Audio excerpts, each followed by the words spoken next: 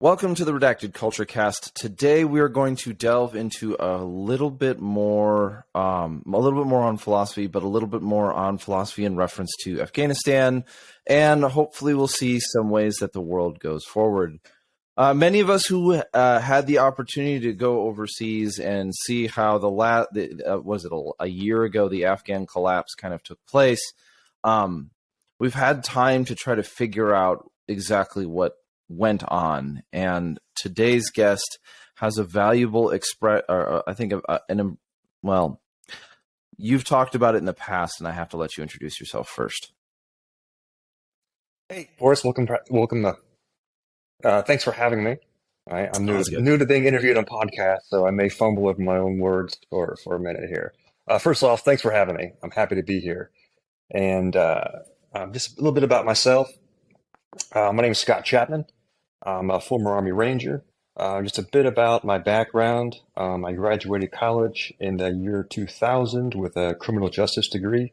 After college, I enlisted in the Army, spent 4 years at 2nd Rangers. I got to my 2nd Rangers 1 month before 9/11. Deployed 5 times with 2nd Rangers, to include the invasion of Iraq. Spent a few years in the executive protection space, protecting celebrities and high-profile executives. Felt the calling to go back overseas. Spent 6 years working on the OGA contract, other government agency contract. 6 years in Afghanistan. In total, 22 trips overseas. Nearly a decade back and forth. From there, I was injured. Opened my own small security business. Sold it 3 years later. And I've been doing stateside contract security work for the past 3 years now. So you have one of the reasons why I've enjoyed your writing on Afghanistan. I think this helps me with context now, because I didn't know that you had so much time in from the beginning in reference to the global war on terror, or whatever we're calling the GWAT now. So that's kind of where I wanted to start, is how did your perspective of what was going on in that war start? Because you were already in Ranger Battalion. Correct. So what was your do you see the GWAT in like chapters or pages? Because I was young when all of this happened, and so I didn't get to go overseas until I was old enough, basically. Right. Oh, geez. Well, I joined before 9/11. And I got to battalion 1 month beforehand. There's a knock on the door. My gunner opened the door, turned on the TV, and the towers were gone. He said, "Hey, wake up! We're going to war." So that was my introduction to 9/11. So I spent the next 4 years treading water in a hurricane, just trying to keep up. So what was it like? So I originally joined, obviously not to go to war. I originally joined because I thought I wanted to do something in federal law enforcement. I figured, well, if I'm going to be a federal officer somewhere, I need to have some kind of experience. So I enlisted to gain the experience. After 4 years at 2nd Rangers and five deployments, to include the invasion of Iraq, I needed a little break for a while. I understand federal agents travel around a bit. They work a couple years here, a couple years there, and they move around. I was tired of moving around. So how I view it is, it's like an act in a play, right? I'm definitely not the same person I was, pre 9/11. I don't think any of us are.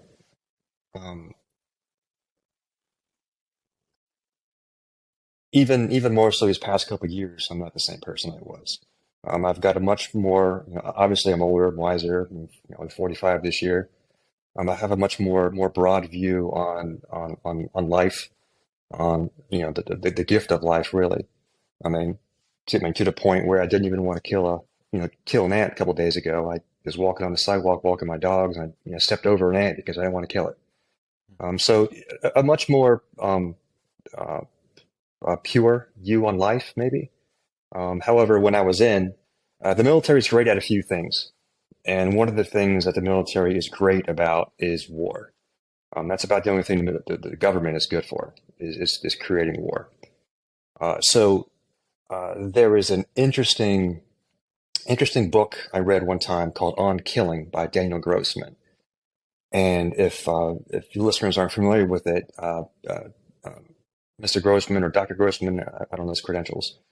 He investigated the psychological act of taking life. Right? Is it on your bookshelf behind you? Yeah, we've recently talked about it. Oh, there you go. I have read On Killing. Right. I mean, his title is Lieutenant Colonel, but Gotcha. he did get a degree in psychology, I believe. Gotcha. Okay. But Well, even well, then, we don't want to fail like the the argument of authority. But he does gotcha. come from a Gotcha. psychological background. Okay. So Lieutenant Colonel Grossman talked about in the book how it was just a pre World War II, soldiers essentially wouldn't take life, and they weren't sure if it was because of if they didn't want to take human life, or if it's because it was during the Civil War. So they changed a lot of the tactics. Even in World War II, they realized that a large percentage of the soldiers wouldn't fire their weapon. So the military did some modifications to how they train soldiers, and essentially, for example, one issue was they used to train pre-Vietnam. They would train with bullseye targets or circles. Well, you don't see circles in the battlefield. You see humans. So they changed the targets. One thing that's easy that they changed. So therefore, you're getting used to shooting people. So the military is good at a lot of things, and it's conditioning or programming people to be to able to pull the trigger if they have to. So after the military changed a lot of their tactics and training, they saw in Vietnam, they saw the kill ratio went skyrocketed. There was no one who it was very rare if someone didn't pull the trigger. Whereas in World War II, even on D-Day, there was a large percent of the people who failed to pull the trigger for whatever reason. But either way, the military figured out how to refine their training. So when I was in I had that same training, that same mindset, right? I mean, they weren't people to me. I think a lot of soldiers um, fell into that because the towers went down and it was go go go go go, pack your bags, right? Pack your bags. This is your target. This is your mission, and you're just accomplishing a task. You're supporting your buddies. You're right. You're clearing the objective. You're clearing the rooms. And then you go on to the next mission. Uh, so um, so how have my perspectives changed? Well, I value human life. Um, you know, to to a much more higher degree now. So the reason why I asked that one and kind of where I'm coming from this one is I think I was probably like 11 years old when the towers went down. I'm a little bit younger than you, and thankfully, I mean, I think I'm sure people are already recoiling at there being kids who are 21 now who were born after it, but where for some people it's just history.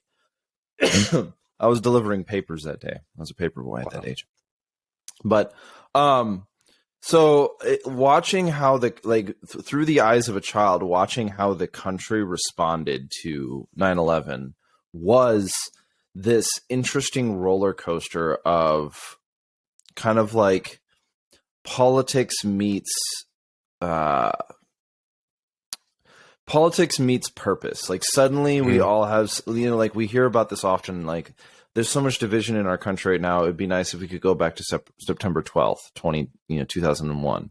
It's like, well, we were all very unified about something, sure, but that didn't last. And that would be a testimony to the fact that having an external threat is not a good long-term strategy. It might get people together for a while, but by the next year, you already had this divisions growing within the country, and I'm just a kid watching all this stuff happen. But the question that came out of it would be, and you were explaining it is what was it like going from I'm in the military to now we're going to war? Like you weren't expecting to go to war one day, and now it was a very immediate thing, and you had to mentally and spiritually, like consider what that meant. And you put it earlier as saying, pack your bags, we're going to war, look out for your buddy, these simple things. And when I say simple, I don't mean simple as in like small brain. I mean simple as in like sometimes they distill into very raw concepts. Right. Um, But in a way, I think it really is that simple. So one thing I failed to mention in my intro is I'm also an author. mhm. I'm working on writing full time for a living. I was just recently picked up by the Havoc Journal as a full time featured author. So one of the articles I've written that hasn't been published yet, it's on my website, scottchapmanauthor.com. It's titled Today is September 12th, Mm, 2001. Right? No, I'm sorry. It's titled Every Day is September 12th, 2001. mhm, Right. So there was we came together as a country. So when I wrote that, we were in the height of the George Floyd fiasco, the height of the BLM fiasco, the height of Antifa burning down the cities. Right? We were in the height of all this nonsense. Right. We were more divided than I've ever seen the country whatsoever. So that is a 180-degree difference from September 12th, 2001. mhm. On the 12th, we unified, right? Everybody bled red, white, and blue on that day. There was no race. There was no differences whatsoever, other than we need to retaliate and ensure this never happens again. So on the 12th, right? It was um, on the 12th in Ranger Battalion. We received a packing list. Again, I was brand new, so I haven't even worn body armor. I mean, until that day, right? I didn't even know. I mean, I don't even think I zeroed my weapon yet. So I mean, I was brand new, brand new. Um, so since that day, and I write about this several times, I feel like I've been treading water in a hurricane since 9/11. I feel like I've been on a treadmill, and it's been go, go, go, go, go, nonstop. And it's not until recently, when I've started writing, that been able to look back and reflect on the things I've done, the places I've been, or people I've lost. And it's only just something just recently, this past year and a half, essentially since Afghanistan fell, was when as Afghanistan was falling, I was writing my first piece while I was simultaneously building my website because I needed a platform to express my thoughts. So what was it like? It was first you do this, second you do this, third you do this. I look out for your buddies left and right, and my zone was this small. Right, I was just looking down a narrow pathway, just taking care of myself. Okay, so once my bags are packed, help my buddies. Okay, once my buddies' bags are packed, I'll help my squad. Right, so it's just trying to keep up with my team, with my squad, keep up with my platoon, and it's just my focus was just right in front of my face. I haven't had a chance to really take a step back and look at a wide lens until I've been out of it, until I've stopped going overseas, until I've been able to sit down and reflect because I never realized how strange my life was until I stopped taking a look around, and it wasn't until really just recently, since I've been disconnected from the special operations community or the contractor community or from all these alpha types where all of my friends are, are, are rangers or special forces or SEALs or alpha types who are overachievers in everything they do. So to me, that's normal, right? So now that I'm removed from those types of people, I'm injected into the civilian world, and geez, I'm like an alien out here, right? Or maybe they're the aliens, right? I don't know what it is, but either way, I didn't realize how strange it was until I started talking to people, or I didn't realize how how there is a gross lack of values and ethics in the civilian world because I'm used to being around people with strong moral fiber. So Or at least people with a framework where you can challenge them. Like I don't get me wrong. We've both met plenty of people within both the special operations community, which is it's sort of a weird ever growing name, but like let's just call it the special operations community in the contracting world. Like the contracting world is a series of concentric and shrinking circles. yes, And we might share one thing but we don't share another, and it's not a Venn diagram. It's a series of concentric circles, and it's like a tower. The base is really big, and the higher you go the smaller the circle gets. and and reputation has so much to do with that job that, well, not that job, so much has to do with that reputation has so much to do with it that it blends the personal and the professional at times. Correct. And so, and one thing, that's a really good point. Let me just add to that. Is so I've been in the civilian stateside contracting world for about 3 years now. And every time a job comes up, nobody ever says, "Hey, I need 2 Rangers," or "Hey, I want a cop," or "Hey, I want a Green Beret." No one ever says that. It's always, "I need a good dude." Period. That's I need it. a good dude. Exactly. Yep. Because resumes are irrelevant. Absolutely irrelevant. If someone is loyal, if they're trustworthy, like that has its weight in gold. I would say resumes are an on-off switch, but they're not what Correct. gets you hired, right? Like Absolutely. if you don't have the criteria for certain things, right, you're just not. But you wouldn't be there if you didn't already. Like it's correct. Having a resume is like graduating high school. We all did it. There are exceptions, Right. but those are the exceptions to the rule. Now the other thing I wanted to say is, like, even when we encounter people within these two environments, we may encounter people who are, let's just say, less scrupulous with their morality, but we still have a framework by which to engage in them and challenge them.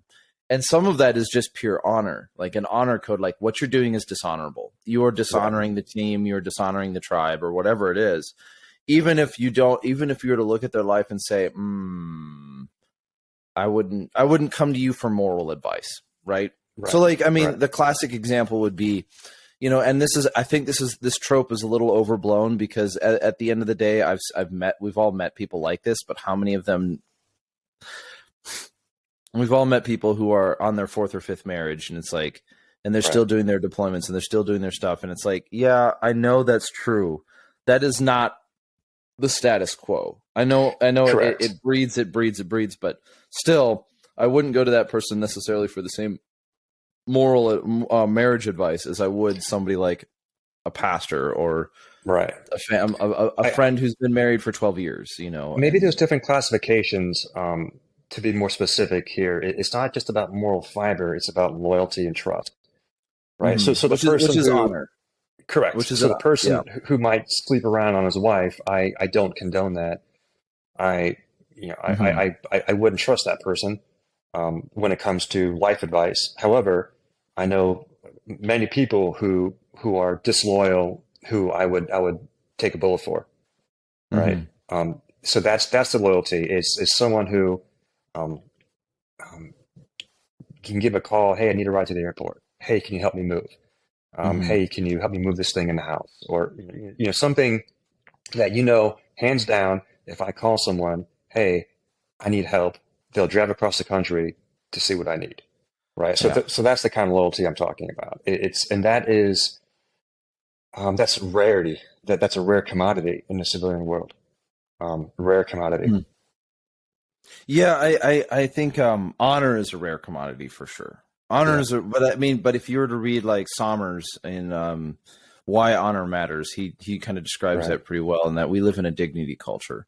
Right. Now, I wanted to go back to that subject. You said you started seeing things as being like you lived with one. Let's just say you lived with one group of people. You lived within this community of like this very. I don't want to use the word tight knit because that's not the right answer. But this very like reputation based. We have certain mannerisms. We know how to act around each other. Community that and then that became your normal. And then you went out into the real world and you said, well, then you started asking, are we the aliens? Are they the aliens? This kind of thing. And I mean, aliens, not like, little green men with antennas. But like, I know that feeling of, I've encountered people in the United States who are more foreign to me than people who are from who are more foreign to me than when I visited different countries, because I've had the opportunity to travel a bit and seeing sort of the social equivalent over there. And like, I don't know how to, like the easy example would be like, the crack addict in Minneapolis is like, I have no way to relate to you. There's nothing I can understand about you right now, other than you're suffering. But even that's excusable because you're doing this to yourself. Right. I've got different views on on the crack addict. Mm-hmm. We'll talk about that person specifically. In fact, I wrote an article. It's on the website. It's called "Disconnected from It All." So going back to Minnesota, so I spent a good total about 7 months. So 6 months straight, I spent in Minnesota doing armed security for a local business spanning 6 blocks, about 1 mile from George Floyd Square. A uniformed, not uniformed, a marked, security, right? So it was interesting. It was interesting. So I've walked with the crackheads. I've stepped over them. I've had lots of time to sit and watch them and think. And part of the facility where I worked at, it was a mental health facility. So there's a lot of people who had a lot of problems coming and going, on all milling around the whole place. So I got to watch them and see how they act and see what they're up to. And if your listeners don't know this, I'm a huge science fan. Absolutely love physics, love science. The more I look out, the more I look in. So in this article that I wrote, or this piece I wrote called "Disconnected from It All," it's concerning this woman I saw at a train station, at a bus station. It was maybe 10 degrees below zero that morning. It's maybe 3 o'clock in the morning, and she was sitting in this crowded bus station. She's either meth or fentanyl or crack. I don't know what she was, but her face was all a mess, and pop marks everywhere and open scabs. And I got to looking at her, just watching her, because that's one of our areas to monitor. And so I spent a long time watching her and watching these people. And from a fundamental level, from our deepest level, we're all made of the same things, right? We're all made of atoms and molecules. Okay, so we're all made of star stuff, every single one of us. So when I looked at her, at this addict in the bus station, I saw myself, right? I saw pieces of myself. Not that I'm an addict, but I saw it's the same materials that created her created me, right? The same materials that created the vehicle that we were driving in, right? Or the same fundamental particles and subatomic particles that created her. So we're all the same, really. It's just unfortunate that she chose that route, right? She, at every opportunity, she chose wrong instead of right, right? Or she chose wrong more times than right. It's just statistics.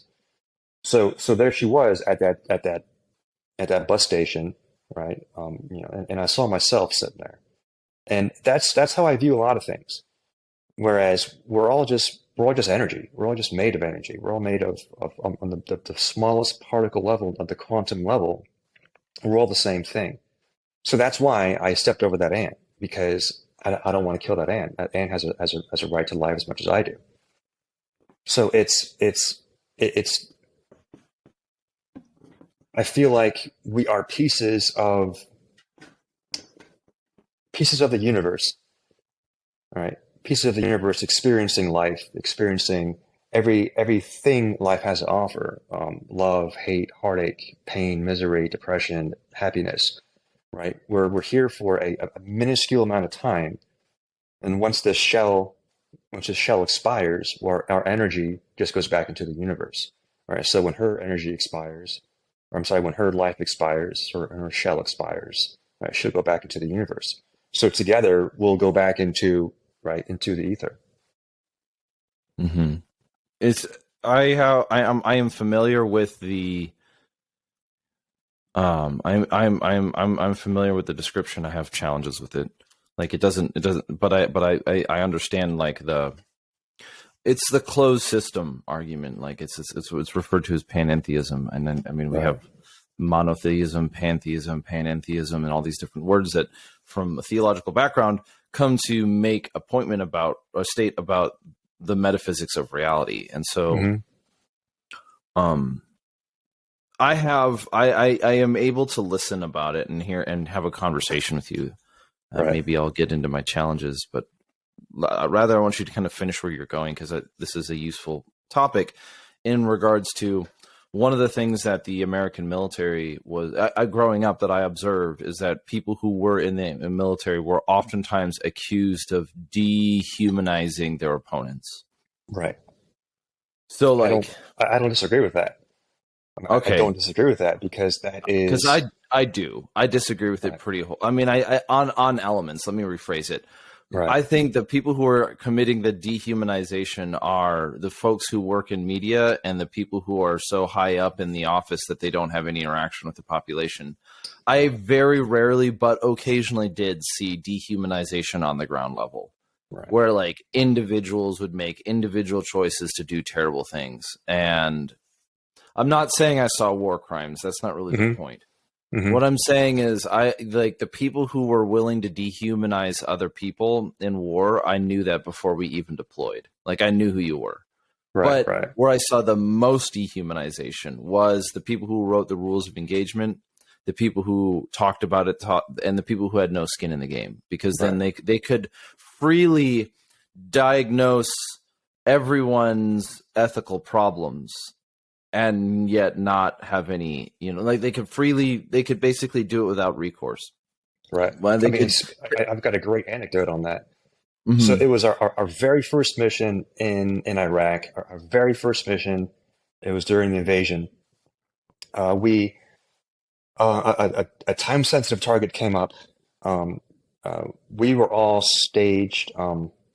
Anyway, so a TST target came up.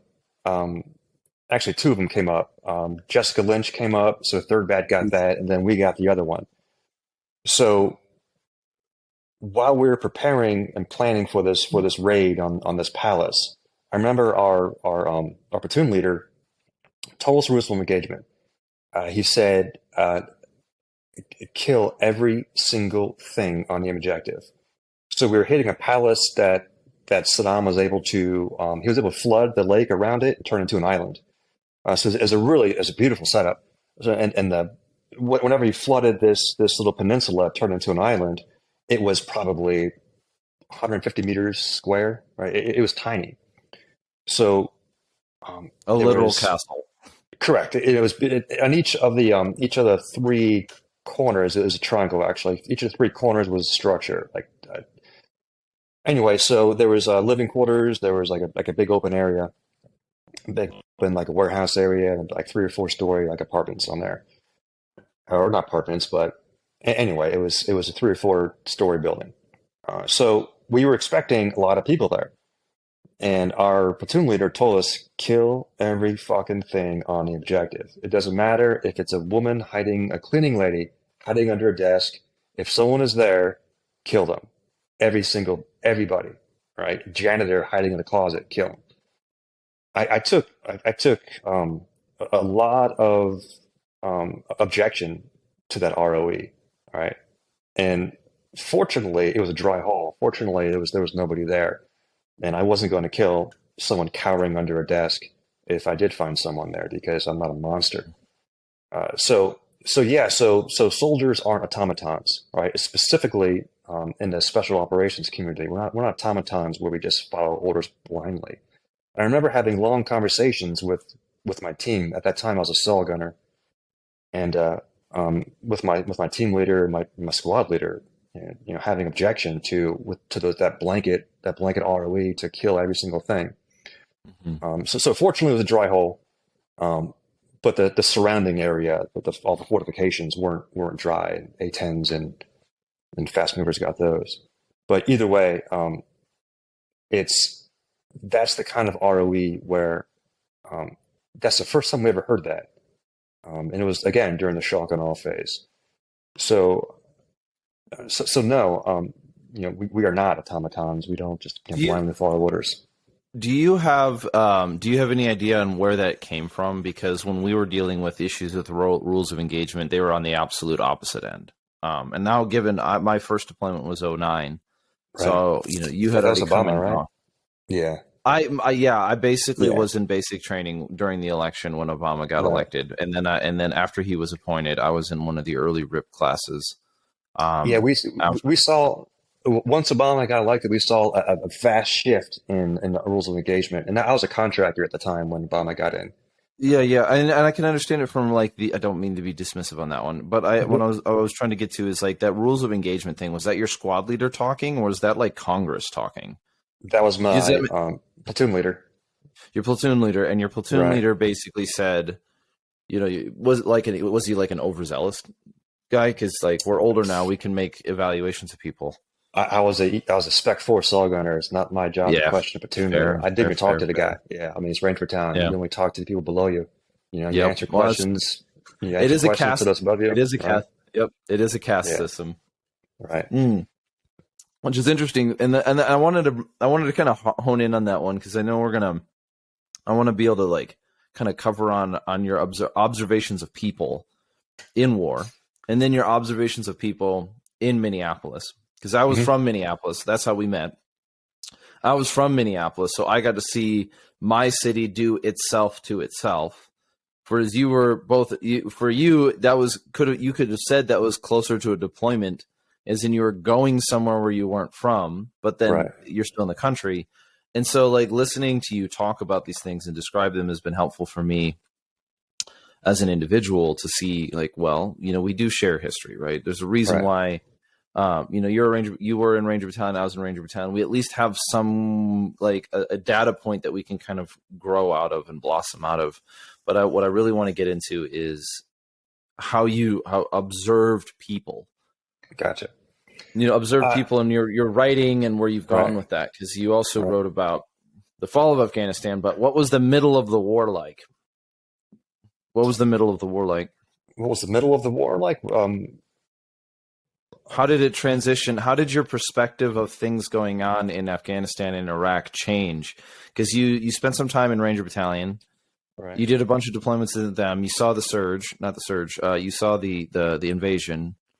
And so, like at this point in time, I'm still a kid. I couldn't tell you what Fallujah was very well at the time. But now you left Ranger Battalion. You did something else. You did something else.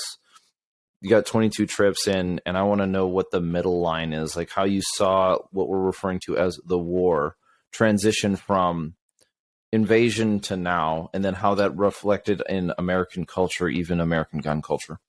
Well, I think the biggest transition was from being offensive to defensive, right? Okay. Because in the military, you're offensive. You're going out and doing raids, and you go out and hitting targets, right?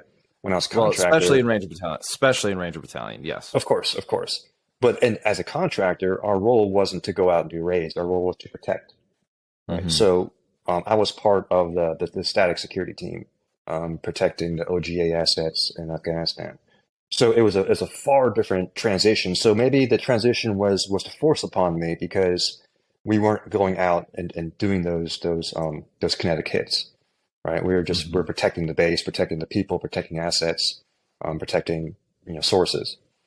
So Mm-hmm. maybe that was a soft transition. Um, I was able to sit back and communicate with the locals and get to know them and their perspectives and hear how they view us, which was interesting. Mm-hmm. Oh, very much so. Right. Yeah, like I did some of the same. I mean, Right. I was fortunate enough to learn Pashtun. Right. Um, and But I'll tell you so what, though, my 6 months in Minneapolis. So I spent 6 months straight in Minneapolis. I took a 2 week break, but it was 6 months straight. The end of it was December 2021 to maybe June 2022, I think it was. 6 months straight, 12-hour shifts, 12 on, 12 off. I worked a night shift. It was armed in Minneapolis, like I said, a mile from George Floyd Square.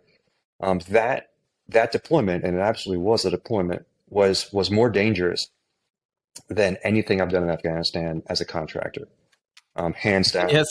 yes, it was.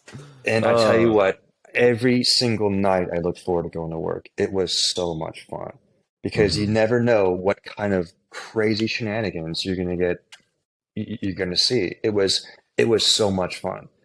So the city has essentially destroyed itself.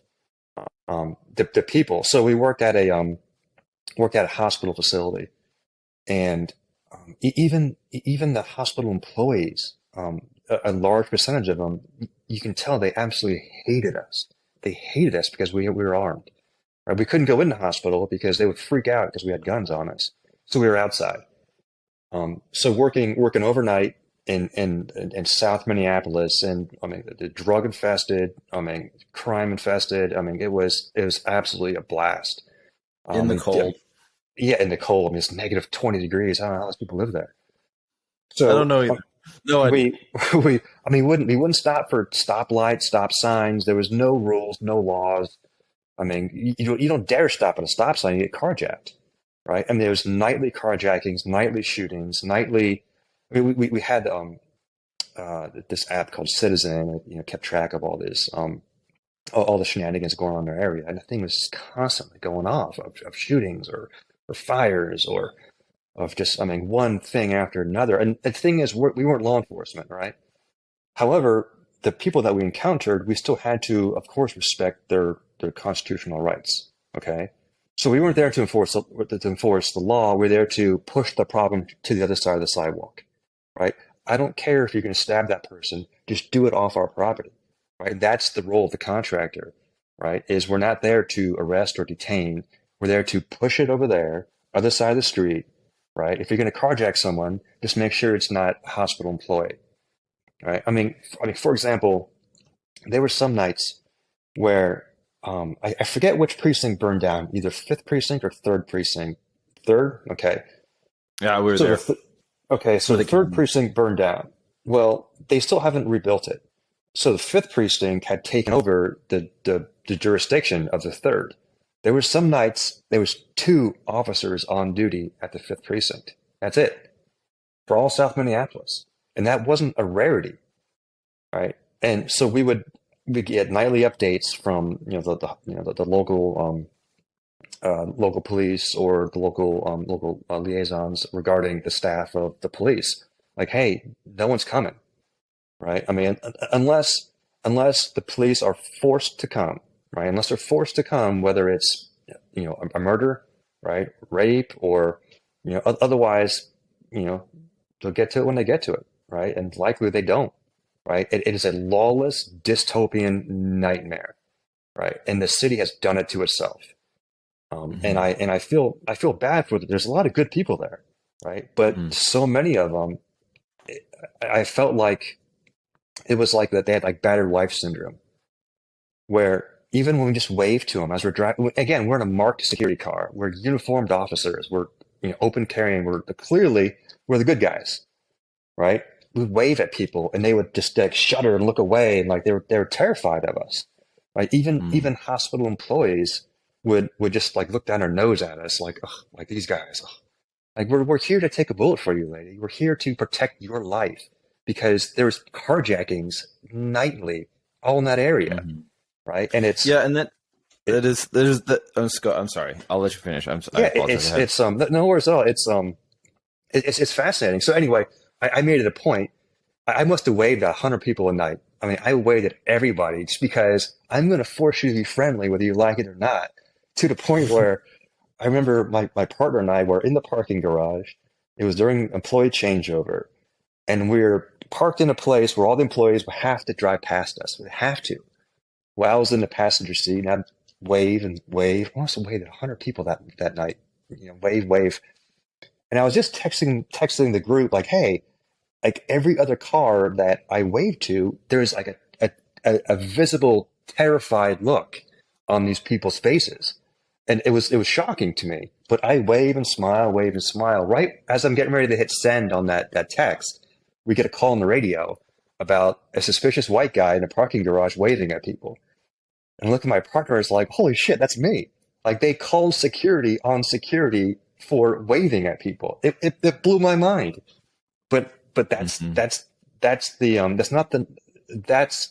norm over there. It's not the exception.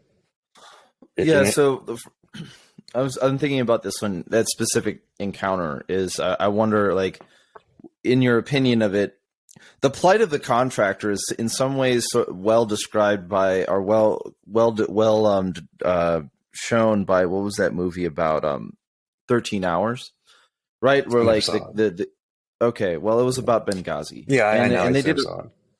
they did a fairly decent job in the first third of the movie to first half of the movie, showing how the relationship between parties functioned. Mm-hmm. Because you had these security guys, you had these contractor dudes who were they were informed about what was going on. They were aware of the customs. They knew what things were happening. They were described as kind of they were portrayed as the intelligent good guys.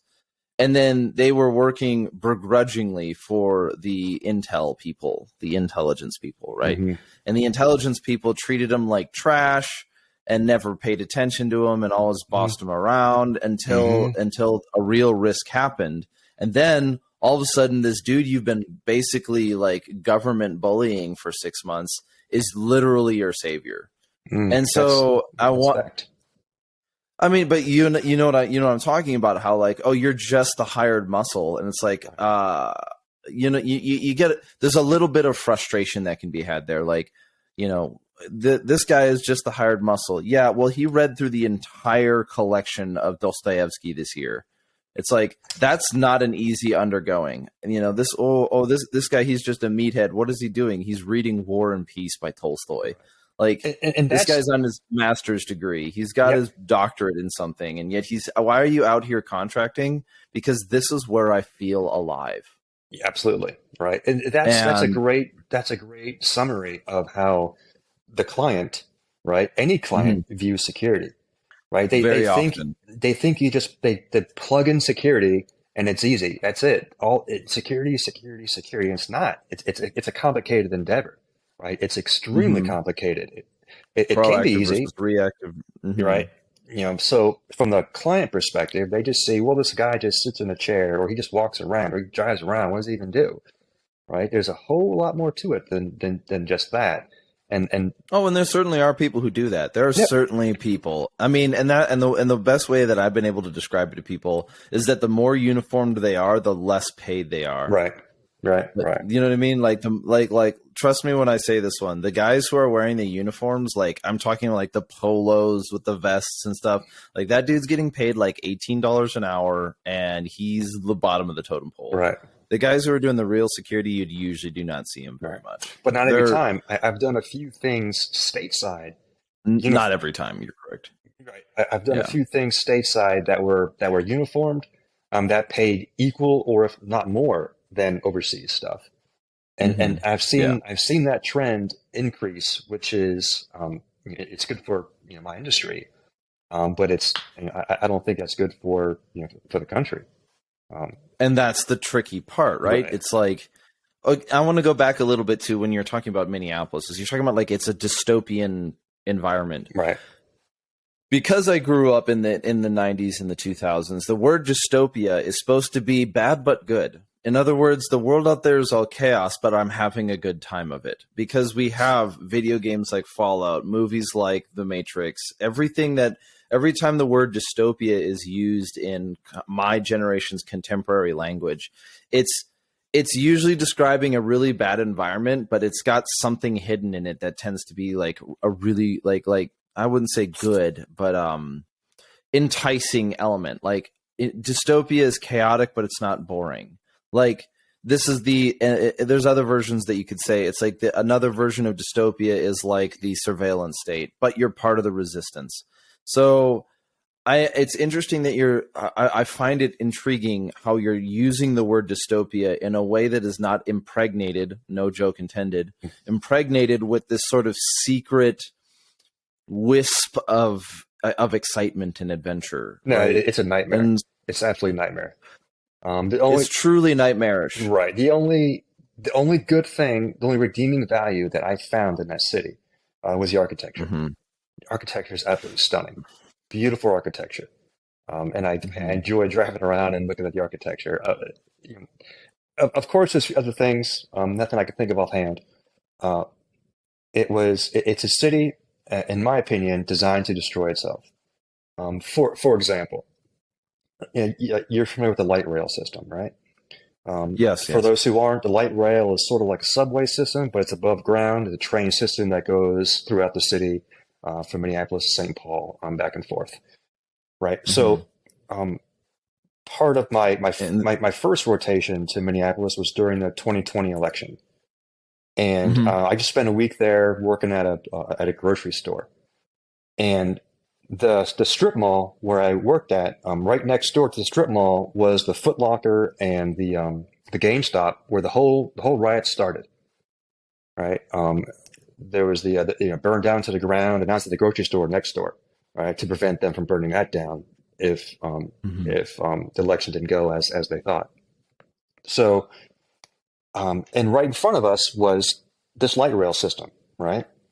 So where we were working mhm, at, we had police that were attached to us, and I talked to the police all night long, right? And I took notes. Every night we had essentially a different officer every night. So I got a 12-hour shift. Like I can ask these officers anything I wanted, and they were open. They mm, trusted us, and I took pages of notes I haven't even started writing about yet.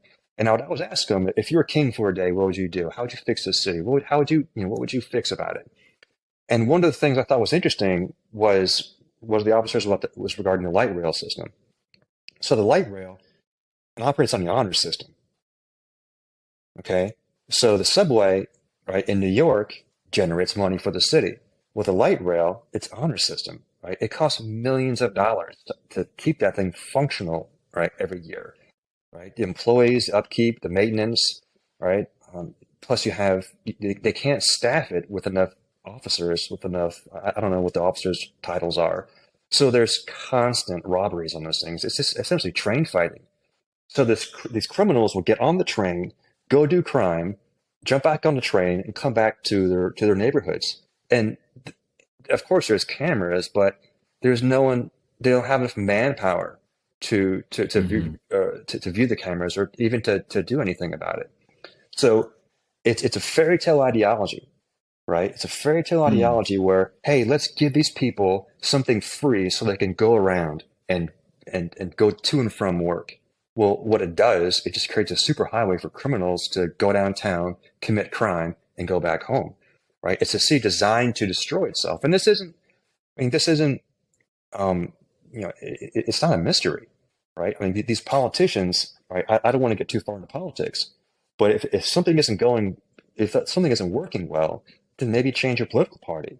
And the political party that's been operating that city, that's been managing that city, has been in power for the past 70 or 80 years, right? And it's Mhm. designed to destroy itself. It's a fairy tale ideology. It doesn't reconcile with reality.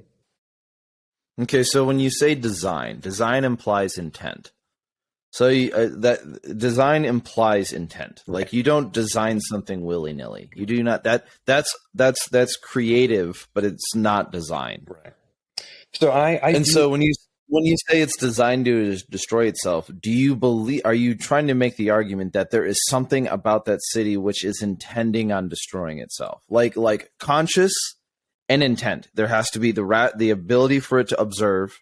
It has to be conscious and have an intent, and that intent is self destruction. I do believe Yes or so. no? I do believe so. Okay, Right. I do believe so. because my observation of it was it basically quit. Like if you've ever seen the end of like if you ever seen the Star Wars movies, unfortunately I'm going through them again. Fortunately or unfortunately, I'm actually enjoying them now. Weirdly enough, but the end of the prequel series, the Padme character, she's like, oh, she's lost the will to live.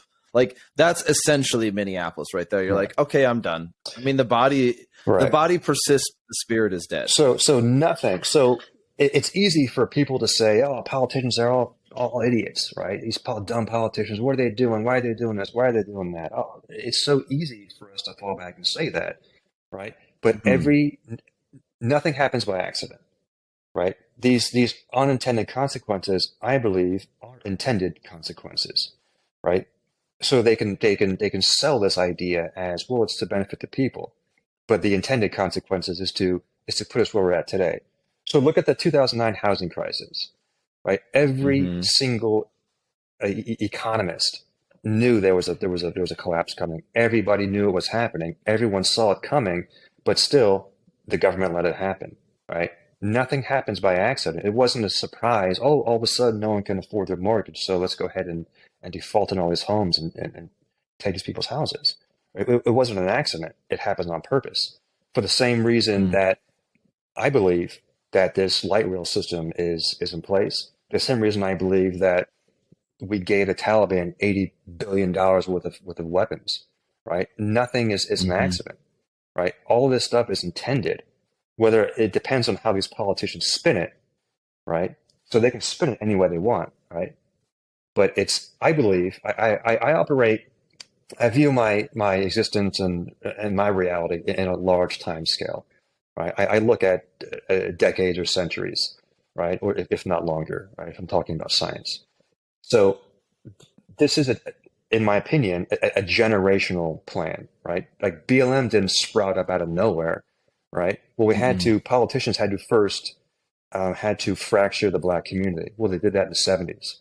Okay, so we get these people like between Malcolm Nance and MLK, or between like investment and disenfranchisement. Talking about incentivizing Black females not to have a man in the house, right? Promoting professional athletes instead of scientists. Promoting rappers to young Black kids instead of great thinkers, right? There's so like this is an important philosophical distinction that has to be made clearly, right? Especially when we're talking about culture. Are you making the argument that they we have to define who they is, right? But the way that the Black community was approached was sort of an intentional destruction, or was it destruction through appeasement? Because you can see this in our microcosm, right? In the microcosm of our world, of our Ranger Battalion contracting gun culture world. You can see that when you get appeasement, it doesn't produce fruit. And a good example of it would be, it's not the best example, but it's an attempt at an example. It's the appeasement of kind of the Boogaloo Boy thing, right? Like, it was a joke. The Boogaloo Boy thing was a joke. It was entirely a joke. It was like an inside joke, and it was very, very funny. But then some people mistook that joke for reality, and they bought into the joke so much that they started using it to decide, using the fictional joke to like determine their actions. And instead of going, "Whoa, bud, what the hell is wrong with you?" the joke rolled on, and then and to no one's guilt necessarily, but then when 2020 happened, the Boogaloo Boys came out of the suburbs and all got arrested, right? Because and so like the thing about their appeasement is no one was like you well, maybe people did, but the point of the issue of the Boogaloo thing was like, it was a no shit joke. It was funny. There was it had its mythology, but it was like about as real as Bugs Bunny. Right. Like, we knew that it had correlations to reality, but it was funny. And the peak of the Boogaloo joke was that big rally in Virginia that happened in the beginning of 2020. But by the end of 2020, I'm trying to think of the word appeasement as in the sense of like with the Black community. And this is it is a touchy subject, and I don't try to get too deep into it. Because last year I read a lot of literature on the subject, and quite frankly, you couldn't cut through it with a butter knife. You would have to use a frickin' lightsaber at this point in time because of just how much convolution there is. Right. How many myths and stories about what had happened and who did what, but like, and dehumanization through low expectations and dehumanization through different properties. But the consistency that I run into is, and this is, I'm sorry, all this description was necessary to get to the point that I'm trying to ask.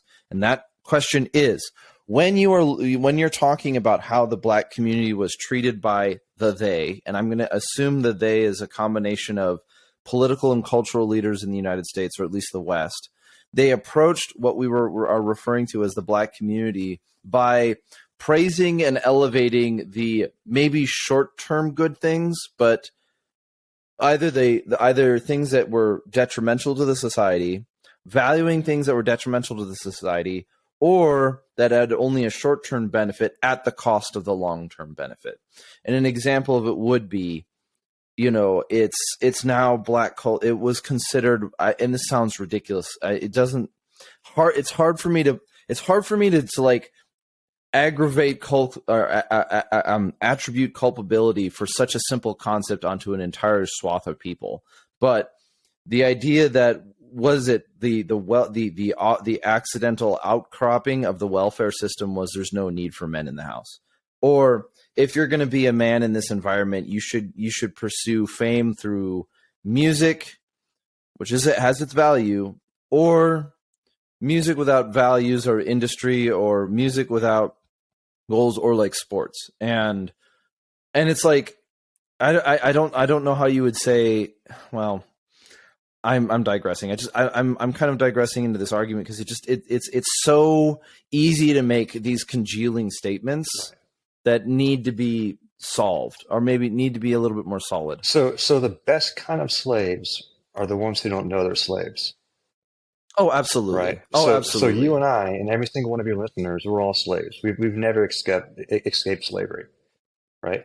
So how do you perpetuate that? You define what you mean by how this is slavery, because there are a lot of ways you can go with this. Right. You work until what, May to pay the government every year? How much taxes do you pay? Right.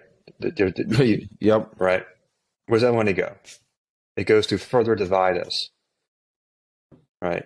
So a divisive population will not look at the government, right? Because they're only going to be fighting each other.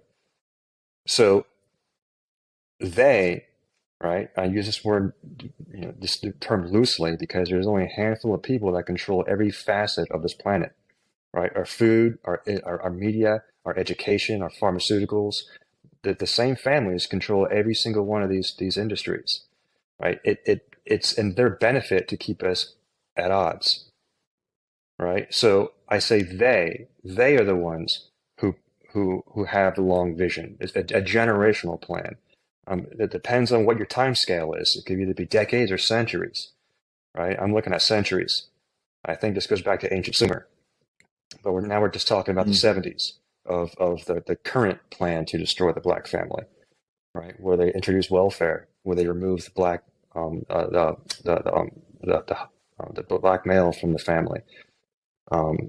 Presence of fathers. Correct. Yeah. The black, in cultural speaking, the idea, and it sounds so bad, but it's like introduce crack cocaine to the community, right? Yeah, replace the identity of the male of the household to be a criminal, right? So like you can't be a husband, so you should be a criminal. And who introduced crack cocaine, right, to the community? Reagan. Right.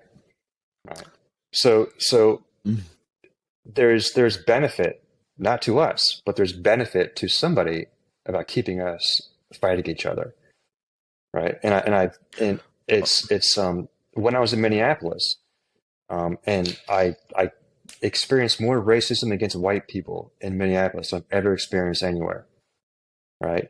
Just for being white, right? And it's upsetting because, like I said, referring back to the lady at the bus stop, I see myself in these people, right? Because we're all made of the same things. We're all made of star stuff. We're all just clusters of energy, right? Experiencing this planet. So it's unfortunate, and I think there is a realization that we are being controlled, and I think that as people are becoming more and more aware of it, and I can explain. If you want to talk science, I can explain why. Again, I've got a pretty big timescale lens about how I develop these perspectives. But it's unfortunate. It's unfortunate, but I do believe that we've turned a corner, and the rate at which people are becoming aware that their neighbors aren't their enemies is increasing exponentially. This I can agree with, yeah. And in order for us to diagnose the problem, we have to be able to describe all of its parts, at least within this level of like a philosophical conversation. And so we have to get in. Let's enter in a little bit of what you're talking about, because when it comes to division and the problem that I have with this idea of like the controlling they is that the antidote to that problem is so simple. But it also, the single most important, or the single most relevant example that I have in history is the American versus the French revolutions. And if you look at the French Revolution and you look at how they started with a very clear they. You had a very, very clear population that was codified into government and codified into all of their systems, where you knew who was the aggressor, you knew who was the aristocrat. And this was the who is the third estate question. This is if you're familiar with the third estate being like, essentially they had the meetings of the Estates General. This would have been kind of like the government getting together. And there are three wings of government. There was the laity, the laity, the clergy, and the aristocracy. And each group got one vote, but the clergy and the aristocracy always voted together. So the laity, which consisted of 98% of the population, essentially didn't need to have a vote because it was useless. And so then they argued about it, and then they had in the French Revolution, how this thing kind of proceeded is, well, then they went and got rid of all the theys. And then they made more. And then they got rid of those. And then they made more. Over and over and over again for 4 years. Until you essentially got Napoleon. And so the problem until they created until they had the environment by which Napoleon took charge. Who was an emperor, and he did his own things. And some of the good that he did and some of the bad that he did were, mixed. But at least he kind of flattened the table for people. Everyone is beneath me. I am the emperor. And then he introduced the Code of Napoleon. And so the problem that I have with the challenge that I struggle with this sort of conversation about there is division sown in the United States. Are you familiar with Napoleon's consigliere, or his assistant? Because his assistant is the one who was directing him on where to go and what to do. So he wasn't the all encompassing authority. He was also a pawn. Oh, no. A pawn. So the person controlling him are the same organizations that I'm talking about. So this is kind of what I'm getting at, though, is that if you draw a picture of the world, let's draw a metaphysical or metaphorical map of the population. On the one hand, you have the people. You have this pyramid. Right, society is almost always structured in some sense like a pyramid. It should, in its best light, it's more of a cylinder. You've got your thin top, you've got your great middle, and then you get your thin bottom. But sometimes it's a pyramid, sometimes it's a cylinder. The challenge that I have with this one is that it's easy for the population to say we're being manipulated and controlled, and it's not good, because we can look at history and see that happening. Or we can intentionally misinterpret history to justify our claims. And then the problem that you have is that all of the impetus of that society then becomes destroying the controlling bad guy. But the problem that you have is when you control when you destroy the controlling bad guy, whatever that means, something has to take its place. And then you get communism. And then you get this never-ending vying for power, which degrades into feudalism. And then we're no better off than we started. So my question would be, is it possible, and would you categorize it this way, that the idea that there are ruling families is less important than the fact that people as a population offload their individual responsibility to what they have control over in their lives by blaming somebody else that they don't even have connection to? How often do we how much time do we waste blaming some semi-visible or opaque aristocracy when we're not even willing to make our own lives better? Because I mean, the people who live in Minneapolis made the decision themselves. They're not controlled automatons. So they made those decisions. So everything starts with the individual, right? Everything, right? So once, just like with my example with, after 9/11, right? I focused on my packing list, then I helped my team, then I helped my squad, then I helped my platoon, right? It all starts with the individual, right? Take care of your own yourself, and then take care of your household. So when I say take care of yourself, well, how is that?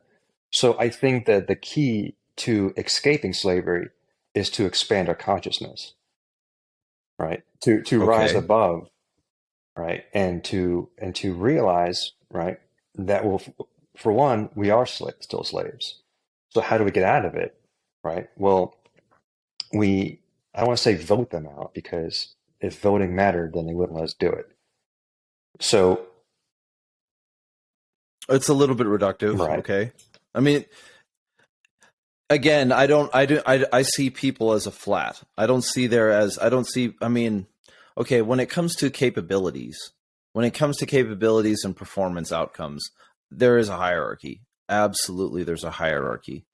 Not everyone can do what everyone else can do. There are people, right? We know this, right? Like the sheer existence of Ranger Battalion is, if you don't meet this standard, which not everyone can do. In fact, ideally, a small amount of people can do.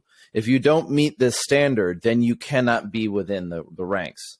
And so, and some people are unable to reach that.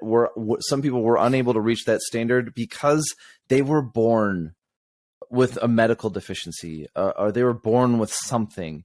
Maybe they were born with not a deficiency, but like a something else, and it just didn't work or whatever. But my point is, some people, like if you're by no fault of their own, were born in a situation where they were never going to be able to enter into that position, which is fine, so be it, right? And other people would, if they had made other choices, would have been able to get in, reach those standards. And so that's, but they're still people. And so the difference, this is kind of where I'm trying to come to my conclusion in my argument, is when it comes to metaphysics, there is no like differentiating factor between the politician, the crackhead, the Ranger Battalion, and the Taliban guy. When we were overseas, and we encountered combat, the person who chose to pick up that rifle to shoot at me chose to pick up that rifle to shoot at me. And I knew, and he was no less of a human being because he chose to do that. The same thing is that the politician is no less of a human being, and the citizen of Minneapolis who's voting to destroy their own population is no less of a human being. And so that's where I have a viability problem of, well, if voting worked, they wouldn't let us do it. It's like, you don't have that power. No one has that power over mankind to pick and choose what's available.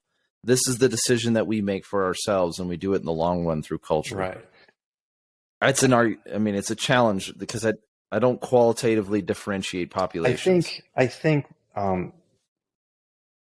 think the destination is enlightenment. Right? It's not about voting the right person in or removing these people who seek to control us. I think the destination is enlightenment. And that is achieved through raising consciousness. So, are you familiar with the hundredth monkey study? No, I'm not familiar with this one. So it's a super interesting study where there is an island inhabited by monkeys. I think it was somewhere in I think in Japan, Japanese scientist conducted the study. I think it was in the 70s.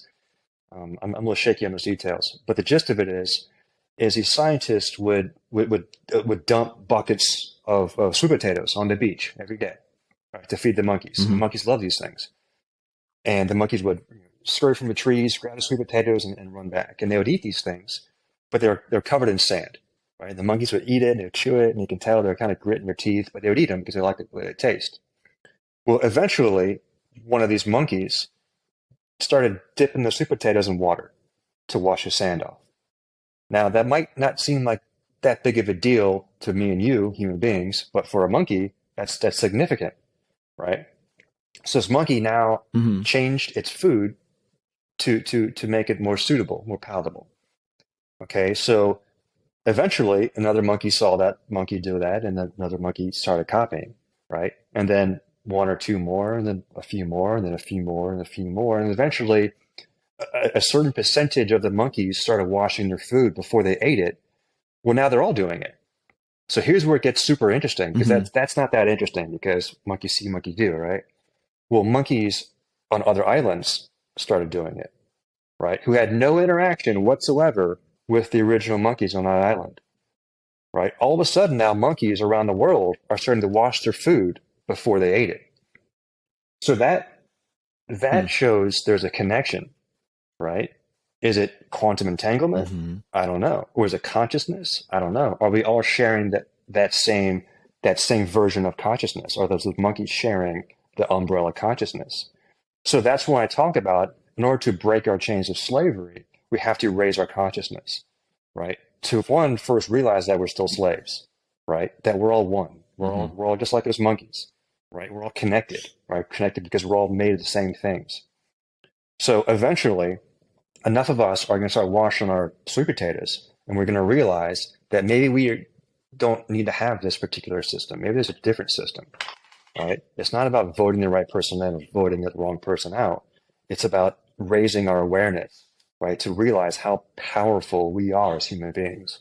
Like that's what I'm talking about, because I have a much larger time scale, much larger, much more wide lens than when I view the world. Mm-hmm. It's not about the onesies and twosies. He did this, she did that, or this city is trying to destroy itself. I look at big picture. Yeah, we've got about 30 minutes left, and is that enough time for you to get into to state your thesis and you to build that argument out? I want to make sure that it's represented properly, because I've heard it before. Is that enough time, or do we need to do this again? Specifically, what part of it? Well, you've been talking. You brought this up a number of times. I'm just looking at my shelf here. You've brought this up a number of times now, where you've talked about you have a perspective that reaches possibly millennia, not Right. years, and that applies to political structures and social structures. And we're talking about culture here. Sure. The primary focus of a lot of this show is to be able to focus quite a bit on gun culture, Right. which I see as this kind of ever expanding series. It's what we call it now. Right. Is probably the best way of Right. saying it. Gun culture is what we call it now. What we're going to call it in 10 years is something different. Right. Eventually, I believe that gun culture will take over Americana, because it is a core philosophy that is not a political concept. It's not I don't believe like the idea of understanding violence and concepts of violence is something that's like a political argument.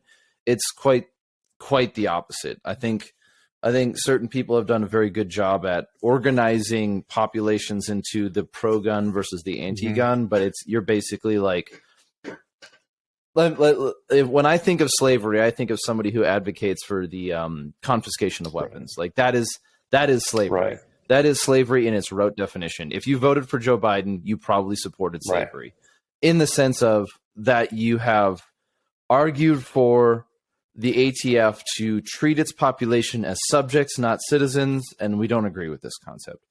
But this isn't the argument of like, oh, we're gonna go storm the gates. This is quite honestly saying what you are advocating for when you are advocating for the disarming of a population is the dehumanization of that population, which is fundamentally immoral and requires introspection. Right.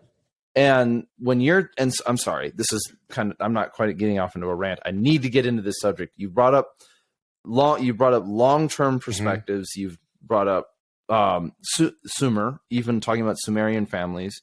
You've talked about all of these concepts within time and physics, and what you're referring to as science, and what I called earlier panentheism. And my question is, you're talking about this long-term timeline concept, and you've alluded to it. But there has to be something at the core, and I know that you and I have had at least conversations on the periphery of it. I'm saying, is 30 minutes enough time for you to describe? Yeah, your theory? sure. So I have to first explain sort of how I came up with it, or sort of the avenue to get where I am. So to give some a bit more context, because I believe context makes a story come to life, right? So the context is,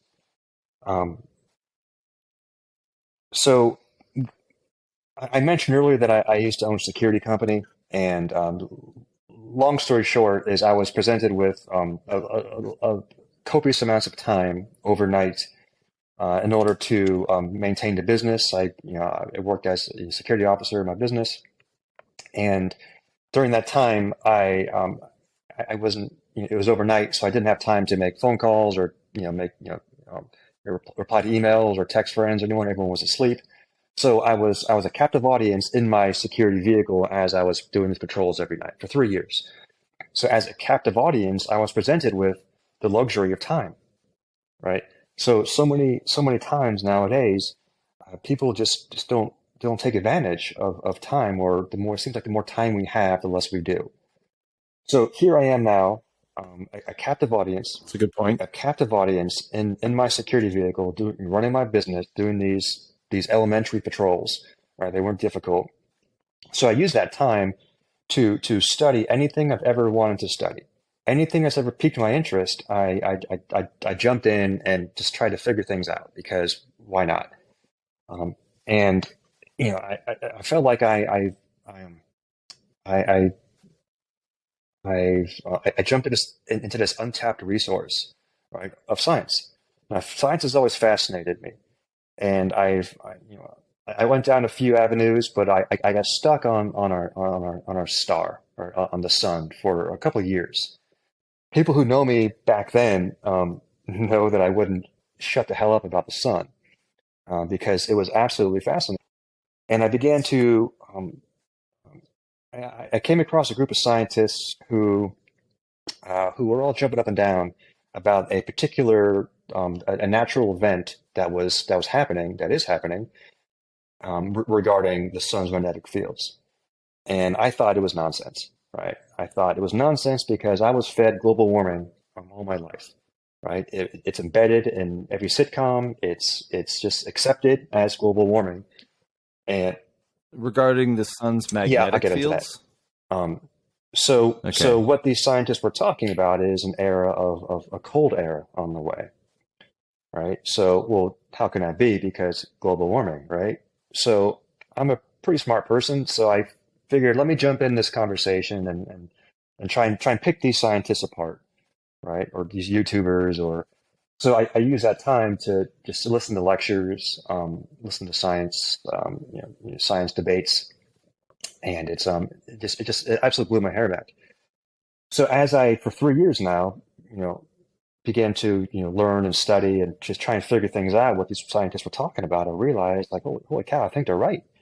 I think, one, global warming is nonsense, or correction, man-made global warming is nonsense, and two is there's a cold era on the way. So I began to put this information down.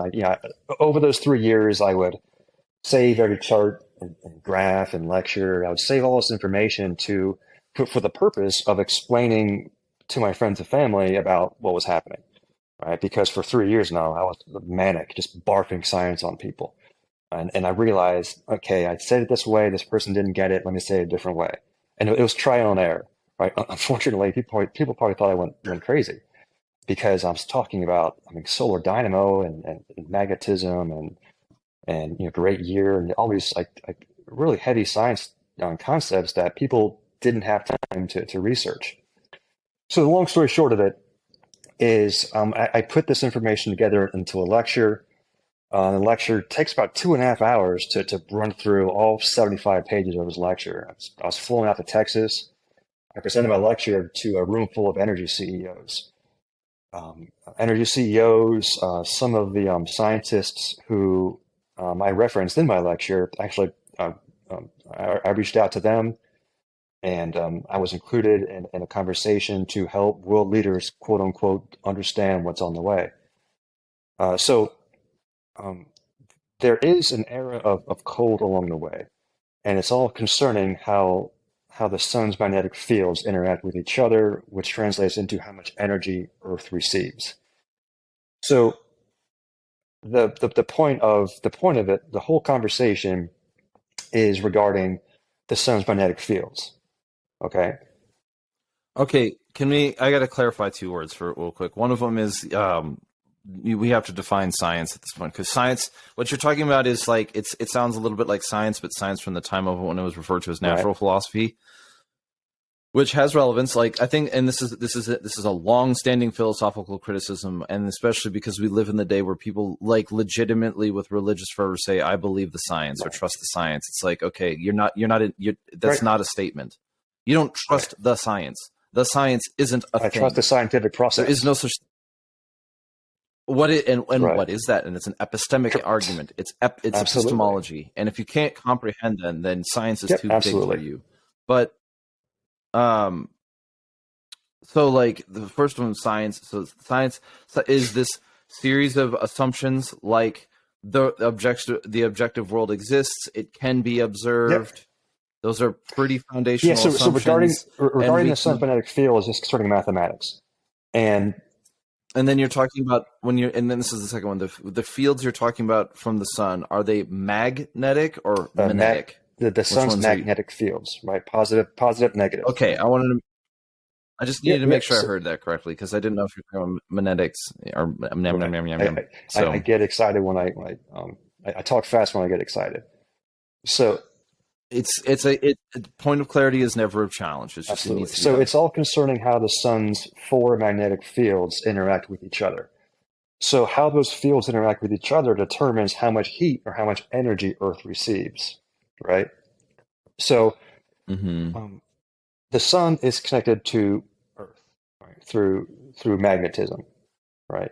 So as the sun undergoes these natural cycles of increased output and decreased output, right, the magnetic fields shift and change, which translates into our planet's magnetic fields shifting and changing.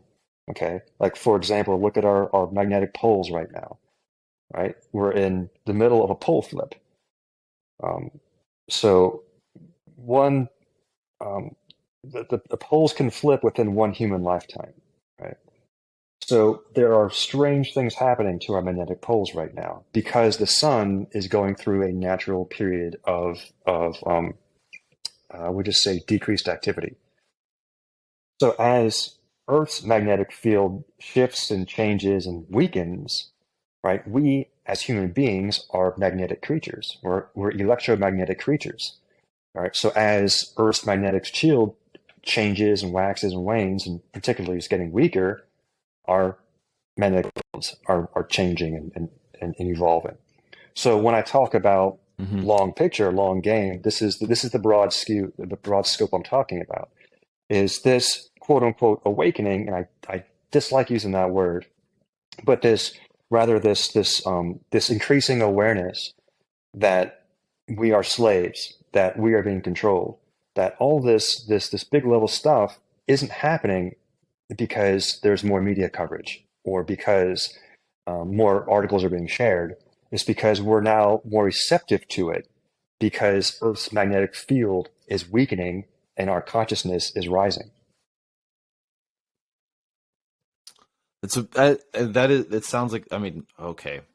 It's like a really big claim. So for example, let's look at Moore's law. And it's a little, there's some ambiguity that I would have to sort through. Again, I don't, but it's, I've been studying this stuff for since 2015. And no, this is good though. Like the reason why I'm saying that I'm finding this valuable is there's two sides to it. One, okay, so whether or not because I think at this point in time I can say with a certain amount of solitude, not solitude, with amount of certainty that when it comes to certain metaphysical principles, we have pretty strong disagreements. Now, part of it is that but at the end of the day, there's also a lot of material that you're working through that either I haven't read or I'm interested in understanding more. So there's two sides to this part that have a lot of value. One of them is, let's just talk about the academies, like academics. We're talking about colleges and stuff. And the frustration of the culture of the colleges right now is it's basically an echo chamber of the lowest common denominator. And this is why organizations like Black Lives Matter have so much purchase in academia. It's not an intellectual pursuit. It's some sort of rote tribalism. But then the other side of it that we're dealing with is So you're talking about. I need to make sure I can summarize this whole argument a little. That in order to, I'm going to make a summary of what you're saying. That the energy, when I'm talking about energy, I'm talking about the transmittable energy, like wavelengths and so on and so forth, kinetic and potential energy, and also stored in heat, that is transferred to the Earth, varies based on the rotations and the movements of the poles of the sun.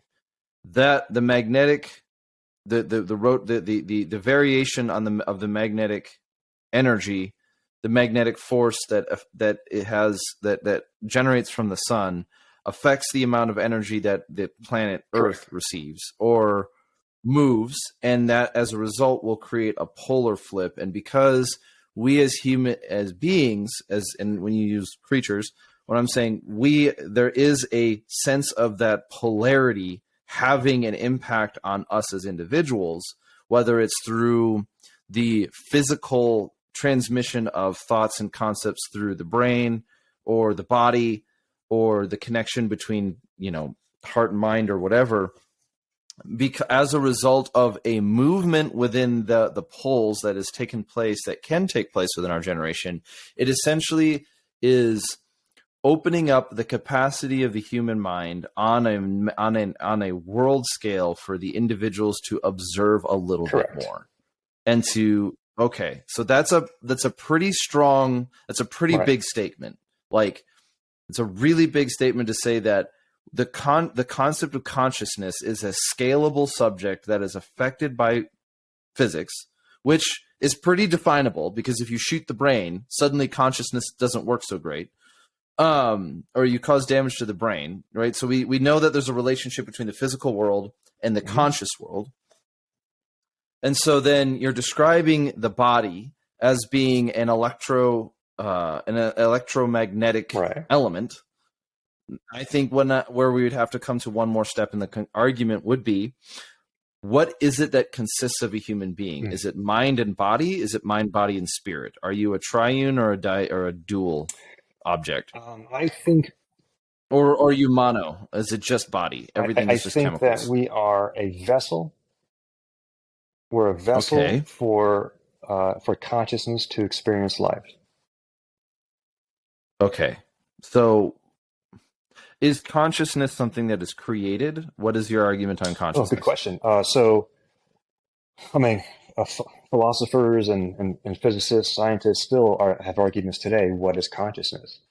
Right. When does consciousness enter the conversation? When the sperm penetrates the egg, is that when consciousness plugs into the human experience?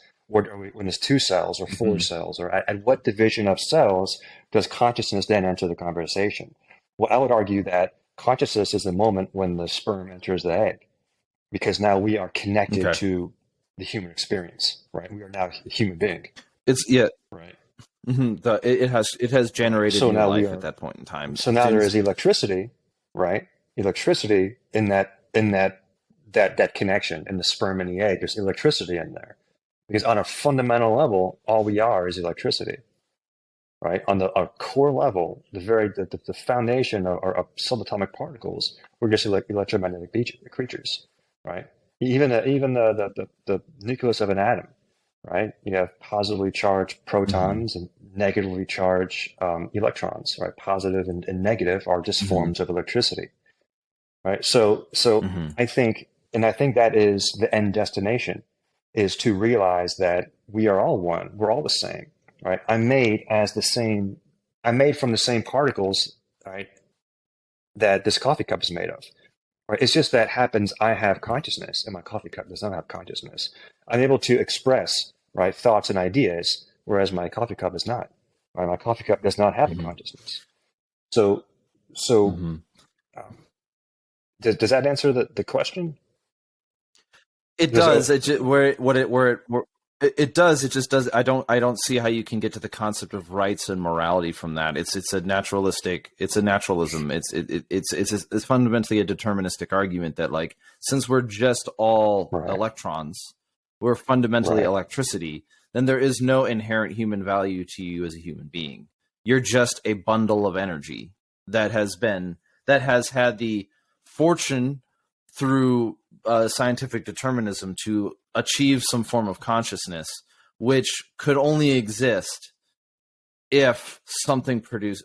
This is where we have it. This is where I have a hard like theological frustration on it. Where I come to the issue though, and so here's the problem that I have with the consciousness thing is that I think that it's extremely difficult for someone to come from a non-theistic position and come to any belief in rights or consciousness. I think the very concept of consciousness pre-necessitates, in order for there to be consciousness, there must be something conscious that created it. So that is the end state, is that we are all together, we are one, right? That would be like a sort of a neo-Buddhism, like a scientific I think it's Buddhism. more of along the line of the Vedas. Yeah, the Vedas. Okay, yeah, that's actually a little bit. Yeah, right back into like there's still a Buddhism. So Veda is the precursor to Hinduism, Buddhism.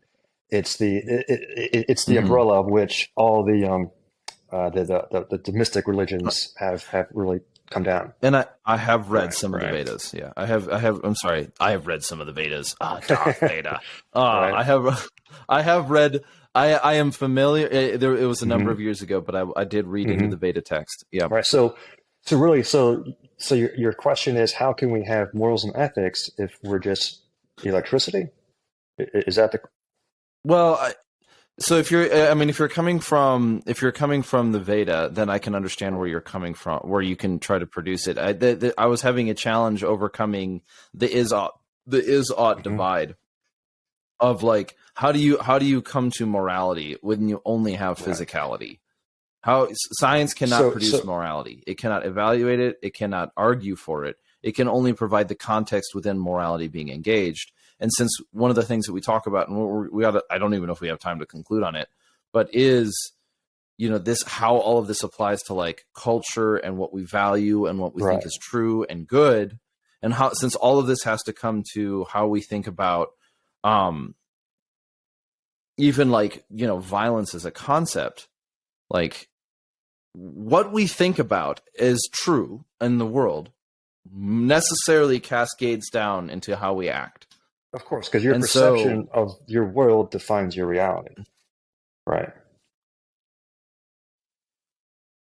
Defines, yes. Produces, no. It's not. It doesn't produce reality. It only defines it, right? So, for example, I disagree. Wrote objectivity. So let me give you an example regarding from the quantum world, right? Okay.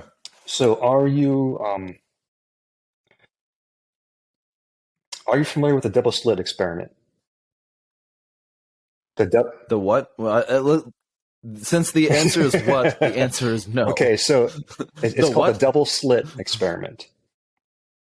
Right? Yes, I am familiar with this one. Okay, but go ahead. Sure. Describe So there was a heated debate whether light, one photon of light, acts as a particle, right, like a ping pong ball being shot across, right, the light, or a wave. Or a wave. Okay. So the argument was between Einstein and Niels Bohr, and it turns out they both were right. Right, light is a wave and it's a particle at the same time. Okay. Yeah. It only determines, right? It only becomes a particle, right, once you take a measurement, meaning light reacts differently whether you look at it or not. Okay. That's fascinating. So, for example, here's an anecdote. Have you ever let's say your wife is pregnant.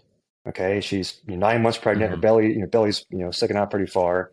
And then during that time, you realize, like for 6 months, all you see is pregnant women. Everywhere you go to a grocery store, or Target, you see pregnant women everywhere, right? So are you just... The new car phenomena. The new car phenomena. Whenever you want to buy a car, you see it everywhere. Right. Yep. So your perception defines reality, right? So those pregnant women didn't appear just because your wife's pregnant. They've always been there. All right, there's just been the same amount of pregnant women, right, walking around as it was when she wasn't pregnant. But because now your perception is you're looking for a pregnant woman, right, or it's on your mind, right? Not that you're looking for it, but it's Yeah. on your mind, right? Your perception defines your Mhm. reality.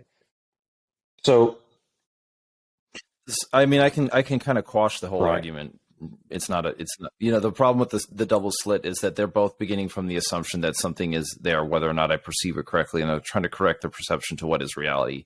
Like the issue that I have with there's no one there's no way there's nothing about it that isn't convincing to say that what I perceive is I like my perceptions can be altered. Like I can see things differently, like the car or the right, pregnant wife experimenting, or not experiment point. Like, and so within what I understand and I am observing, that can be impacted by various factors. But by my observing it doesn't make it real. Even when we're doing the double slit experiment, they're not trying to create reality; they're trying to observe it. And that implies right, necessarily on a metaphysical level that there is something outside of my right. perception. This even goes back to Descartes. I think, therefore I am, and our cognito ergo sum. And this idea of like, I understand that there's a difference between the subjectivity of the individual and the objectivity of the outside Right. world. But I don't think there's any way that you can, in any measure of intellectual integrity, hold the idea that by someone perceiving something, it makes it real. Are you It just familiar? makes it real to. Are you familiar with Schrodinger and his? And it's and the answer is there's a Right. cat, right? Like the Schrodinger's cat is, by all assumptions, there could be a cat and there could be no cat, but in reality, the cat is either there or not there. There is the cat. That's not the. So Schrodinger has a famous thought experiment, right? And it's Yes. based off of Mm-hmm. mathematics. It's based off of provable, right? Testable, right? Over and Mm-hmm. over and over again, tests that have come true, Mm-hmm. right? So in order Mm-hmm. to help people understand it, right, he devised this famous uh, cat experiment. Whereas there's a cat in a Mm-hmm. box, okay? There's a lid on the Yes. box, That's right? There's the statement. There is a Correct. cat in Yeah, the there's a box. cat. Yes, we All know right. this. So there's Assumption. There is a cat. There is a box. The cat is inside correct. the box. This is taken for granted. It So is the objective. question is the cat alive or is it dead? So in the thought We. experiment, there's a radioactive isotope in the box and mechanisms that aren't really Mm-hmm. relevant. Whether either 50% of the time something will react in the box that'll kill the cat, or something won't Mm-hmm. react and the cat will be alive. All right. So Mm-hmm. is that cat alive or is it dead? So I don't know, but it either is or it isn't. I just and don't know. you can't determine if it's alive or if it's dead until you look at it, right? I cannot perceive whether or not it's Right. alive or it's dead. I'm not determining whether it's alive or dead. The So isotope is. I mean, the cat being alive is objectivity is determining whether or not according it to is. now this isn't philosophy. This is science. This is math, right? This is math. Science is controlled by philosophy. Without philosophy, Well, science doesn't exist. It's just a figment one of our. plus one equals two on any Yeah, planet, right? One plus one yeah, equals and that's a philosophical argument how is math philosophical? because the very idea that there is a thing called there are two objects is a metaphysical statement. The very foundation that the concept of numbers is a philosophical Correct. concept. We didn't create Is there math. any We is discovered there it. no is there any possible world where the concept of two does not exist? So we created these numbers, right? We created these shapes. Hold on, hold on. We created these shapes to Yeah. represent ideas, right? One, meaning Mm-hmm. one thing. This is singular. That Mm-hmm. then this Mm-hmm. character means one. Okay. So Mm-hmm. that Yep. character, right? That character plus that same character, right? One plus one equals two on any planet, right? Yeah. That's not Yes, but that can't be a philosophical there had to be debate. two things. It's core Right. metaphysics. It's the core metaphysics question is it possible, is it modally possible for there to be a universe without the existence of numbers? And the answer is no. Because in the idea of one, right? In other words, as soon as you have two molecules, let's just say the Earth in all the universe Mm-hmm. does not exist, right? There's just no existence. There's no void. It's just pure non-existent. And then you get one grain of dust or one singular neuron, right? And then you have a second singular neuron. Now you have two. Okay. Is it possible for you to have is it possible for there to be a thing and not a thing at the same time? Well, the only way is if they're different things, the law of identity. This is metaphysics 101. And the issue isn't so much that the idea that you can even perceive something as a philosophical conversation, but the idea of existence itself is the core concept of metaphysics. So like, it's not that metaphysics and science, it's not that philosophy and science are in contradiction to each other. It's that when you're talking about science, it is built on a massive pile of assumptions that are all done in the study of metaphysics. And so when I use the word necessary, modally necessary, I mean that there is no possible world that could exist where there is not two. Two is a concept. It is also a number. It is also a word that we use. But when I use the word two, when I say there are two pens on my table, I am referring to an objective standard that is outside of my perception, but is there or exists with it regardless of my perception. Because if there was no concept of two, I couldn't have two things. In other words, somehow we would either have a single or a triune. This is where you get, is something true or false? It's a binary, yes or no. That means there has to be a concept of, well, there's either one or two. There's two options. Now we're talking about two as a concept. This is why metaphysics gets so muddy very quickly, is because the very idea that you are making a claim that a thing exists is itself fundamentally a metaphysical statement. And the idea that you can count and build and argue that the cat exists is founded not in science, but in metaphysics. And it's what Schrodinger does with his cat experiment is he makes a metaphysical claim veiled in a scientific explanation, saying that we don't have the ability to perceive whether or not the cat is or is not alive, but fundamentally it either is or it isn't, and we don't know. We don't know until we look at it. But that doesn't make it does, so. Because it doesn't quantum make entanglement says so. And that's something that has been proven again and again and again. And that's not metaphysics. Quantum entanglement is real, right? Okay. Right. Explain to me how quantum entanglement can make something true and not true at the same time. So let's first talk about quantum entanglement. So particles have a spin, right? So for lack of for better understanding, the scientists, physicists call it spin up or spin down. Okay. So entangled particles. That's a modal binary. Right. All right. So we have a modal binary. So these particles are spinning, right? And they're constantly spinning, right? This is spin up, right? This is spin down. But you don't determine which way it's spinning until you take a measurement. So this particle, you take a measurement and you take a measurement and it's spin up, right? So there's an entangled particle, right? The second, right? The instant that you measure this one, it's spin up. This one is spin down, right? It's instantaneously. So and what's super interesting about that is it doesn't matter how far away these particles are, right? They could be on the other side of the galaxy, right? The minute you take a measurement of one, the other one is exactly opposite, right? So these particles are entangled, right? So it's the entangled particles that determine that cat is both alive and it is dead until you take a measurement and look at it. When you take the measurement and look at it, then you observe that the cat is alive, right? And what happens in the many world theory is that you've created a new universe where now that cat is dead, right? So you open it and the cat is dead. So both universes exist. And according to quantum mechanics, right, we live in an infinite amount of realities where both statements are true, right? And this is testable. This is not refuted, right? I don't know how metaphysics gets involved with mathematics. I still don't get that. But mathematics is the concept. The concept of math is a metaphysical principle. It's the foundation. In other words, in order for you to have numbers, you must have true statements about reality. It's like That's why we're talking about counts and numbers. Like it's one.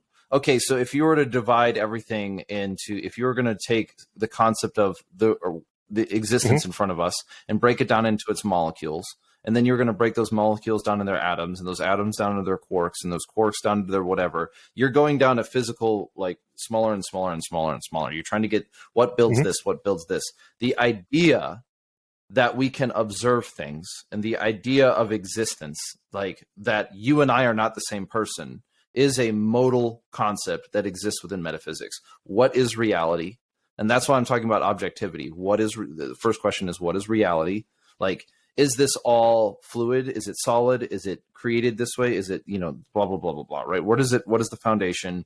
Where does it, like, that's why the idea that you have the concept of numbers at all. Math is a metaphysical concept that is built on a foundation that existence exists and identity exists. That means an identity isn't meaning like I identify as Forrest Cooper. That means that there is a difference between this cup and this mouse.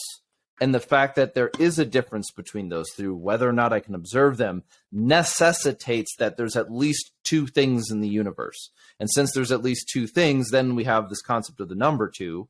And that's where math comes from. If there was no such thing as math, there would be no reality because it would all be one thing. And we have no way of comprehending that. We have no way of comprehending a world without numbers. And so that makes it a modally necessary concept. Does that make sense? It does, right? It's the foundation. It's the foundation. What is a number? How did it get there? Is what metaphysics does. And metaphysics is dealing with. It's not like what I feel like today or what my impression of the world is or what ethics and metaphysics are different subjects. But in order for me to get to the idea of science or math, that has to be grounded in something. And the identity right now, we ground the reality of math in objectivity. There is no possible existence where there is no numbers. So maybe I should preface the opening of this section with in this universe, in this reality, today, now, period. Right? Because we're talking about you're questioning whether math is real. No, I'm not questioning whether it's real. I'm saying the precondition for math to exist must ground in a metaphysical statement on reality. So like Schrodinger's cat's argument is equally dependent on and arguing for the multiple universes theory. But that like, thought experiment, right? Is built on his work. It's not his work. It's built on how the universe works. Those aren't static numbers or characters or scribbles in a textbook. The universe is alive, right? We're swimming in it. We're all around it. We interact with it, right? So that thought experiment is describing, it's an anecdote to help us understand the complexities of how we shape our own reality, right? So going back to how we shape our reality is your perception of all the pregnant women. You think, wow, there's pregnant women everywhere. Well, no, there's always been that many pregnant women. It's just that your perception, you have changed, right? Or if you... Yes, it's my perceiving it doesn't make them there. And that's the point. That's the fundamental flaw. That's the fundamental point that I'm trying to make, is that this idea that my perceiving something makes something real is a different statement than my perceiving it confirms it. So those women have always been there, right? They've always been there. They're objective. But in your reality, they weren't there until you made them real. In my perception, it's not. My reality isn't a real thing. It's just a narcissistic thing that people say because they want to have their own. In your perspective, they weren't real until you started to observe them, right? I was ignorant of their existence until I started to observe them. Is probably a better way of saying it. They were there whether or not I observed it. Right. And Schrodinger's cat experiment, thought experiment, his wave equations, and the double slit experiment validates that perception that those things don't exist. Right? Correction, those things do exist, but in your perspective, they don't exist until you make note of it, until you take a measurement, the same way that light travels in a probability wave until it hits that detector screen. Right, in a double slit experiment, and says, "Oh, there it is. There's that point of light. there's that pregnant woman or there's that dead cat. But what's interesting is that on that detector screen, right, there's multiple strikes where all those photons hit over and over and over again, right? Photon can't be split in half, but it somehow travels through both slits, right? Both slits, and then hits the detector screen. Oh, screen blacked out.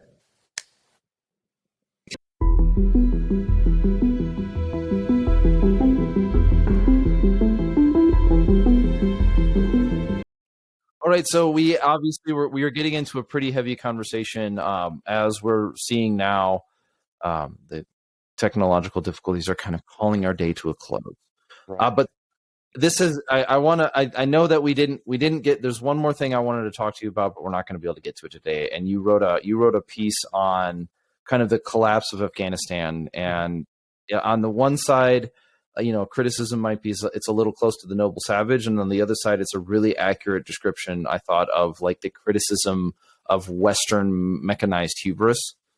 And so, we got one thing that I enjoy about our conversation, Scott, is that even though we have things that we disagree with on a pretty aggressive level sometimes, I really do appreciate that you're capable, and we're both sitting here expressing the way, not just expressing our ideas, but going through the full weight of the idea and working through the problem and working through the subject and trying to understand what it is about reality. When I was talking about academics, like I love the idea of the academy where we bring our books and we argue our theories and they have correlation to reality. And so as part of this conversation, even though we tend to focus a lot more on gun culture on this channel, I think what the things that you and I have been talking about function a little bit as the foundation for those beliefs. But unfortunately, we're out of time today. I have scheduled myself out way too much, and so I really did appreciate this conversation. We should have it again. We should follow up sometime. Likewise, so, I cherish these kinds of conversations because they're few and far between. It's absolutely, and I seek these kind of conversations because talking about the mundane is just it's mundane. It's mundane, yeah. But we work through it. So, well, Scott, where can people find you? What's the best way for people to follow your work? Where are you? Where's the landing page for what you're looking at right now? Sure, my website is scottchapmanauthor.com. On there, you can find several pieces that were published through the Havoc Journal and a few other places I was published. The Cipher Brief published some of my works, as well as a few other unpublished things that are on my blog. Absolutely. I'm pretty active on Instagram. You can find me. It's at scottchapman.adv. And I typically use Instagram as sort of a rough draft area for future works. I'll take pictures, pretty pictures, and I'll write a few thoughts underneath the caption and some poignant thoughts, and to be used later in expanded works. My debut piece with the Havoc Journal was published earlier this month, titled "The Power of Positive Thought." Okay, and it's a bare naked look into the rise and fall of cycles of the waves that we all ride. Right? The veterans I know, particularly the ones with combat stress injuries, we all have our highs are high and our lows are low. We have extreme peaks and troughs, right? Everybody has them. Story. Yeah, everybody has them. Nothing is constant in the universe, and the veterans I know have higher highs and lower lows. So it's I view that article really as an instruction manual on how to proceed out of the valley that you find yourself in. Absolutely, it's a moving article, so blocks in time. I will have to find some time and sit down with it. Yeah. I do appreciate your writing. I do appreciate your style. I think you're as far, not just an aesthetic, but I do appreciate your writing. I'm very glad that there are people in our area, in our world, that are committing time to put pen to paper and try to write what they see as true. And even if we find disagreements, right. Absolutely. This isn't like cancel culture. I might not agree with you, but I can at least engage in a full conversation with you. So, and I didn't realize how strange my writing style was until I started to put it out there. I often say I write with emotion, and I found that I thought it was just a cliche thing that I would say, but I found that to be true because your brain doesn't know the difference between the present or the past.